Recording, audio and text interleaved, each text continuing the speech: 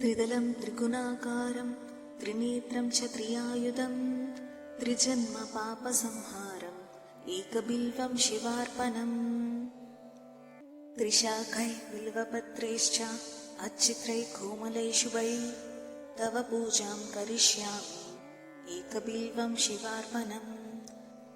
कोटिकन्या महादानं तिलपर्वतकोटयः काञ्चनं शैलदानेन एकबिल्वं शिवार्पणम्।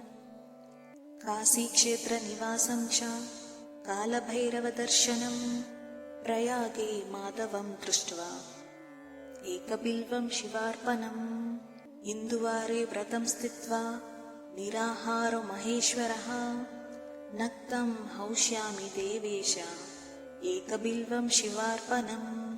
रामलिङ्गप्रतिष्ठा च वैवाहिककृतं तदा तडाकानिजसन्तानम् एकबिल्वं शिवार्पणम्। अखण्डबिल्वपत्रं च आयुतं शिवपूजनं कृतनामसहस्रेण एकबिल्वं शिवार्पणम्।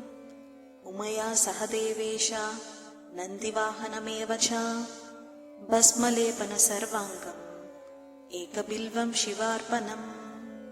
सालग्रामेषु विप्राणं तडाकं दशकूपयोः यज्ञकोटिसहस्रस्य एकबिल्वं शिवार्पणम्।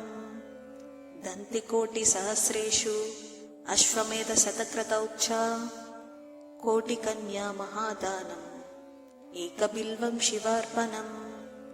बिल्वानां दर्शनं पुण्यं स्पर्शनं पापनाशनम् अघोरपापसंहारम् एकबिल्वं शिवार्पणम्।